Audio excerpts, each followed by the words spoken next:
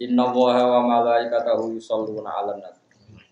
Inna wa satamna wa malaikatahu lan pira-pira malaikat Allah yusholluna. Padha nambahi rahmat atau padha donga selawat sapa malaikat 'alan nabi ing Nabi Muhammad sallallahu alaihi wasallam. Karena tadi misalnya Nabi garwane akeh dalam konteks kampung tadi, yang benar yang garwane akeh apa sithik? Yang akeh. Ya setidaknya kita sehingga dengan tidak janggal pada Nabi, maca selawat itu lepas, mergo yo ngrasa sayang tenan benar. Bahwa semuanya adalah pilihan terbaik, logika terbaik, siasat terbaik. Tapi nak kira paham kaya logika kula kan anane iskal, napa? Anane napa? Iskal. Sesuk wong wedok ra maca selawat, sayang Nabi ku bojone akeh, gak kuwe banget kasus. Ya ayyuhalladzina amanu eling-eling wong sing iman sol, maca selawat sira kabeh ali ngatasi Nabi. Wasallimu lan maca salam sira kabeh ala Nabi tasliman kelawan maca salam. Kulo tegese ngucap sira kabeh Allahumma sholli ala Muhammad wa sallim. Salim minimale. Allahumma wa sholli ala turima bi rahmatin panjenengan ala Muhammad ing atase Muhammad. Wa sallim lan kula salam panjenengan utawa maringi salam. Niki mumpung Muharram kula ijazahi masalah sholawat. Kalau umumnya kiai atau umumnya ulama atau umumnya siapa saja, orang baca sholawat itu kan karena fadilahnya sholawat. Tentu fadilahnya sholawat itu luar biasa ya. Siapa yang baca sholawat ke Rasulullah 1, maka Allah membalasnya memberi dia sholawat berapa? 10 ya. Banyaklah tentang fadilah sholawat. Oke, itu fadilah yang ada di beberapa hadis. Tapi sebetulnya ada filosofi teologis ya, filosofi akidah yang kita tidak bisa ngapikan itu. Dan itu luar biasa. Saya pernah matur ini pas acara Kholnya Ki Hamid Pasuruan abahnya, bulan yang disuruh ngisi saya, karena penambah. Dalam sarah kitab Ihya, namanya kitab Hafuz Sadat Al-Muttaqin. Sekarang sama tak bedai, Nabi itu diutus setelah Nabi siapa? Tidak jawab saja. Isa itu dituhankan apa enggak? Dituhankan. Karena umatnya over mencintai sampai dianggap Tuhan. Lalu oleh orang Yahudi, Isa itu dianggap problem apa Tuhan? Problem sampai dianggap anak jadah, anak zina. Sampai orang Yahudi niat membunuh. Jadi yang Nasrani berlebihan mendewakan Isa sampai dianggap anak Tuhan, sehingga Yahudi sangat membenci Isa karena dianggap anak zina. Rasulullah jadi nabi itu setelah Nabi siapa? Isa. Tentu kata Rasulullah zaman sugeng, la tutruni kama atrotin nasor. Kamu jangan berlebihan memuja saya kayak berlebihannya orang. Tapi kamu juga jangan melecehkan saya kayak yang dilakukan orang Yahudi melecehkan Nabi Isa. Apa pilihannya? Ini kata kitab Etsaf loh, tidak kata saya. Sarahnya Ihya yang dikarang oleh Sayyid Murtada Az-Zabidi. Itu guru-gurunya kita. Sanad saya ke beliau itu sekitar 6. Misalnya saya, Mbah Mun, Mbah Zubair, Kifaki Mas Kumambang, Mbah Mahfud, Mbah Abdullah, Mbah Abdul Manan, Sayyid Zabidi 8. Ya saya ulang lagi ya, misalnya saya, Mbah Mun, Mbah Zubair, Mbah Fakih Mas Kumambang, Mbah Mahfud Termat, Ki Abdullah, Ki Abdul Manan, Ki Sayyid Zabidi.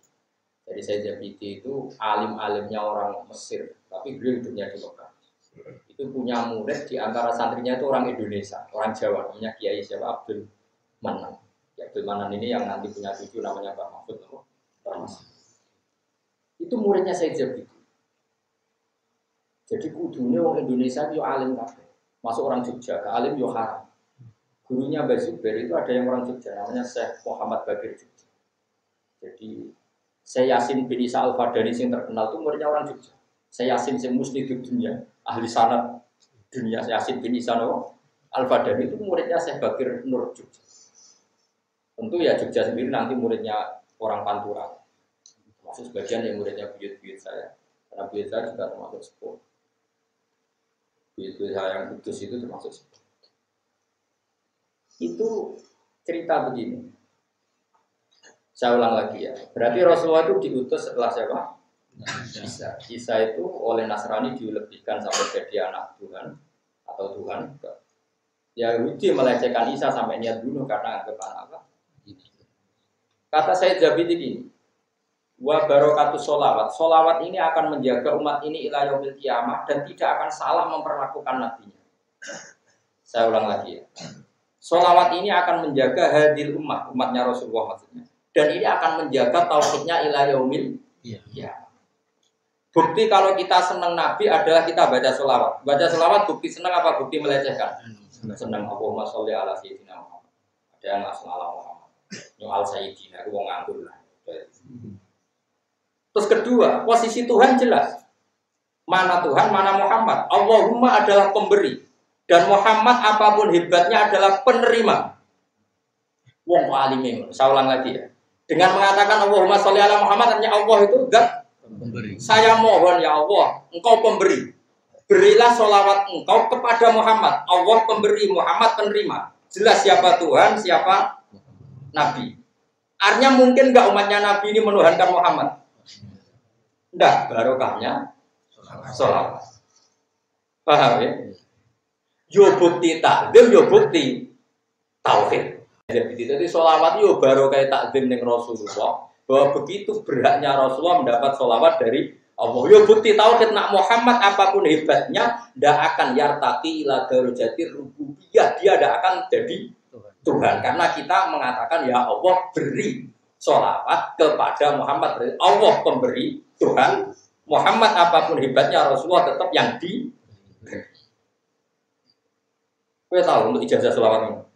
Nah, iya, nggak tahu ngaji. Kena mau sholawat monopoda langsung wali. Si amatiran sidik-sidik soal wali sama oma. Ya mesti wali. Berbeda anak wedok ya wali. Mau kok ora ikhlas. Itu hebatnya ulama. Makanya saya itu nggak bisa ada ikut ulama. Ulama itu beda cara pandang. Malah geger berkau nabi Sayyidina. Itu gak tradisi ulama. Debat itu gak tradisi ulama. Jadi umat ini akan dijaga terus oleh sholawat. Itu karena tadi bukti kalau kita takdim baca sholawat. Bukti kalau kita proporsional siapa Tuhan, siapa Muhammad. Jelas kan? Allahumma ya Allah, berilah salmo, berilah sholawatmu kepada Muhammad. Mungkin enggak umat ini mendudukan Muhammad sama dengan Allah? Mungkin enggak? Dengan selot seperti itu, redaksi seperti itu kan jelas siapa Tuhan, siapa Muhammad. Makanya kata Sayyid Zabidi, wa Rasulullah wa injalla qadru tetap muhtajun ila rahmati. Apapun hebatnya derajatnya seorang Muhammad Rasulullah, tetap dia butuh pada rahmatnya Allah. Sekarang Sayyid putune Nabi, tapi beliau orang alim cara pandang seperti itu. Jika agama ini aman, tidak akan ngalami kayak Nasrani, juga gak akan ngalami kayak Yahudi. Ya. Makanya di sini terus ulama-ulama ngendikan masyhur itu digoda. Dakmat da'at hunna sorofi nabi miwakum bimasi tamat hanfi wa tagini. Dak ninggalno sira mak ing perkara iddaat kang nyongko-nyongko ing masopan nasara. Gak apa-apa kamu ngelem nabi berlebihan, tapi tinggalkan tradisi yang dilakukan orang Nasrani yang ketika memuji nabi seakan-akan nabi itu tuh. Dan Islam tidak akan mengalami itu. Baru aja sholawat ning Rasulullah Shallallahu Alaihi Wasallam. Itu kata saya jadi itu luar biasa. Jadi sholawat ini bukan sekedar bukti mahabbah kita pada Rasulullah, tapi sholawat adalah penjaga tahu. Paham ya? Sedikit ijazah pulau mumpung kita si Muharram pulau sebenarnya ada bedanya semangat Allah. Muharram. Saya itu baca kitab itu sampai nangis. Wah kok alim ini. Dan saya yakin itu memang sirron min asroril ulama. Itu tidak apa ya beliau tahu itu karena ulama itu nur betul. Dan kita dekat sekali sama yang ngarang Ithaf. Yang ngarang Ithaf itu wafat itu sekitar 1300, pas 1300. Berarti kalau sekarang baru 140. Sekarang berapa? 1440. Berarti sekitar berapa? Kalau 1300 baru 140. Benar kan kalau saya misalnya saya Mbak Mun, Mbak Zubair pernah ngaji di Fakih, Bang Mahfud, Bang Dua, Bang Manan. Saya jadi baru 8 itu kalau orang rata-rata ngaji itu umur 25, gurunya umur 50. Berarti selisihnya kan ya 8 dibagi berapa? Ya kan berarti 50 tahun kan? Dan ya misalnya rata-rata murid ngaji nyantri itu kan 20 selawe, gurunya umur 50. Berarti kalau 8 orang ya benar sekitar berapa? 400 tahun. Apa? 144. Ya jadi sama ngitung sanad itu gitu caranya ya kan sekarang baru 140. Padahal saat kita sampai beliau berapa?